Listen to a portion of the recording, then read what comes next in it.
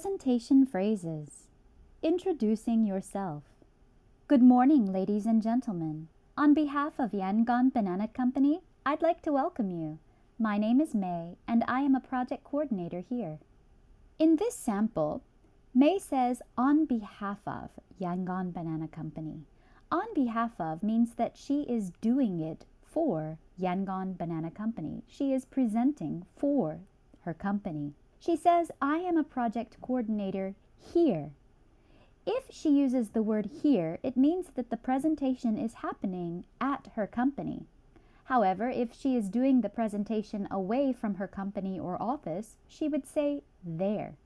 For example, my name is May and I am a project coordinator there. Hi everyone, I'm May, a project coordinator with Yangon Banana Company. Thanks for coming. Hello friends, I'm May, a project coordinator with Yangon Banana Company. Introducing the topic. I'm going to give you an overview of bananas. An overview is a summary. Today we are going to be looking at bananas. In this phrase, May says we. This includes the audience. It represents the fact that May considers this presentation a conversation between herself and the audience. I'm going to be talking a little bit about bananas. Outlining your presentation. I'm going to concentrate on 3 things today. I'll start with, then I'll talk a little bit about, and I'll finish with. I'll start with where bananas are grown, then I'll talk a little bit about who eats bananas, and I'll finish with the current banana market in Myanmar. We are going to be looking at 3 things today. We'll begin by discussing where bananas are grown, then we'll go into who eats bananas, and finally we will examine the banana market in Myanmar. To examine means to look at something or discuss something closely or in detail. Inviting questions. Please don't hesitate to interrupt me if you have any questions. Hesitate means wait or delay. Please feel free to interrupt me if you have any questions. If you have any questions during the presentation, please ask. However, you may prefer if your audience asks questions at the end of your presentation, not during it. In that case, you may want to request questions for the end of your presentation only. You could say, there will be time for questions at the end of the presentation. I'd be grateful if you'd hold your questions until the end. Introducing the first section of your presentation. I'd like to start by, or I'd like to begin by. Generally, a gerund phrase would follow this type of statement. I'd like to begin by discussing banana consumption in Myanmar. Let's start by. Let's begin by. Let's start by looking at banana consumption in Myanmar. When you say let's, that's another way to include the audience in the conversation. If you use I, it means that you will be doing the talking and generally informs the audience that their questions and discussions are not welcome during your speech. However, if you use let's and we, you are opening or inviting a conversation with the audience. Finishing a section and starting a new one, or transitioning. Well, we've looked at, now I'd like to discuss. Well, we've looked at where bananas are grown. Now I'd like to discuss who eats bananas. This leads me to my next point. This is a nice transition phrase from one point to another related point. For example, we've discussed how bananas are grown in various regions of Myanmar. This leads me to my next point. Not only are bananas grown in various regions of Myanmar, they are also consumed in various regions in Myanmar. Well, we've looked at. Now let's talk about. Again, you would end this with a noun or noun phrase. Well, we've looked at regions for growing bananas. Now let's talk about banana consumption. So that was. Now let's. So that was banana consumption in Myanmar. Now let's discuss the trends in the local banana market. Expanding or elaborating. To expand or elaborate on a subject is to give more detail on a subject. I'd like to expand on banana consumption in Shan State. I'd like to give more detail on banana consumption in Shan State. I'd like to elaborate on the various regions in Myanmar for growing bananas. Let's consider this in more detail. This is a phrase that you use before you give more detail about a topic. For example, regional banana sales are influenced by local traditions. Let's consider this in more detail.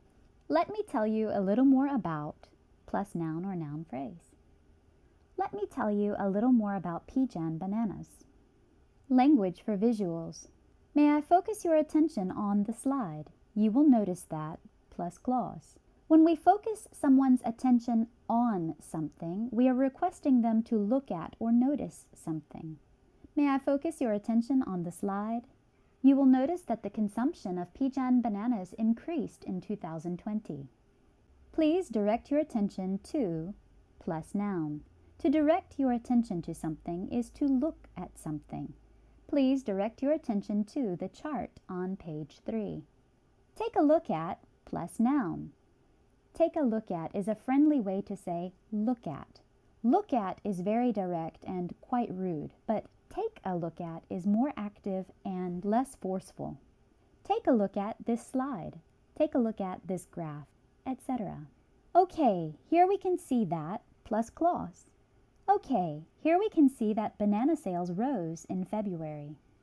This graph gives you a breakdown of plus noun. A breakdown is an analysis or a detailed explanation. This graph gives you a breakdown of banana sales in February. This chart clearly shows plus noun. This chart clearly shows the rise of Pigeon sales in 2021.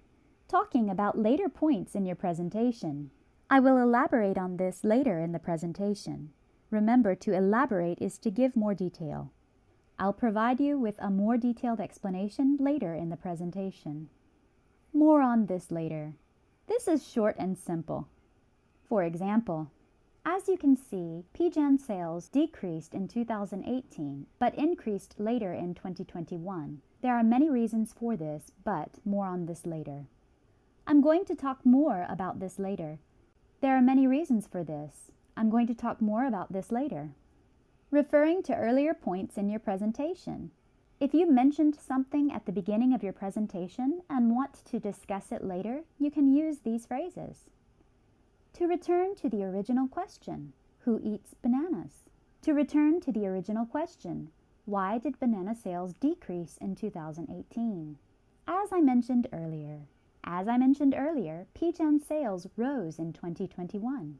I want to go back to the beginning when I asked you about who eats bananas. Recognizing your listener's prior knowledge. Oftentimes you will discuss something with which the listener is already familiar. You want to acknowledge or recognize that they already know a little bit about that. Here are some phrases that you could use. As you may be aware, plus clause. As you may be aware, Pigeon is the most popular variety of banana in Myanmar. I know that many of you are familiar with noun. I know that many of you are familiar with Rakhine bananas. I'm sure a lot of you know that plus clause. I'm sure a lot of you know that Pigeon bananas are popular for grilling. I'm sure a lot of you have heard of plus noun. I'm sure a lot of you have heard of Themeway bananas. Summarizing and concluding the presentation.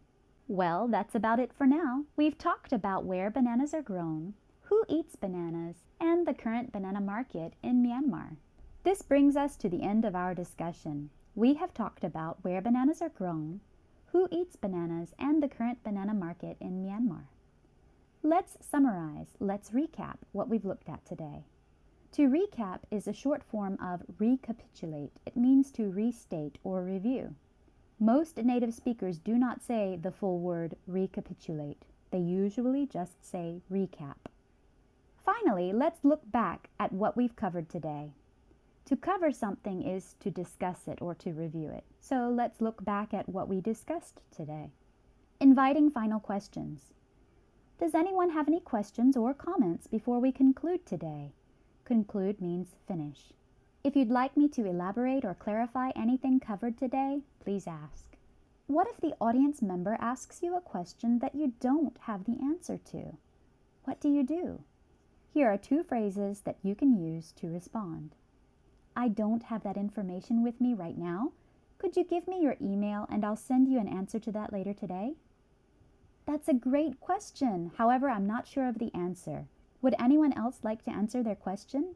This one is really great because you're inviting other audience members to pitch in or to assist and give their input to answer the question. Checking to see if your answer was helpful. Does that answer your question? With does that answer your question, there's no pressure on the audience member. You're giving the pressure to yourself, so pressure mapipu for them. The question, do you understand, is not very good because it gives pressure to them. If they don't understand, they may feel stupid. So it's better for you to put the blame or pressure on yourself with, does that answer your question? That represents my explanation. Does my explanation answer your question? I hope that was what you wanted to hear. If you give some data or statistic about someone's question, you could follow with, I hope that was what you wanted to hear. Was my answer clear enough? Again, with this structure, you are putting pressure on yourself and the quality of your answer instead of giving pressure to the audience member. Finishing and saying goodbye. If there are no further questions, I'd like to thank you for your attention. If you think of any additional questions, please feel free to contact me.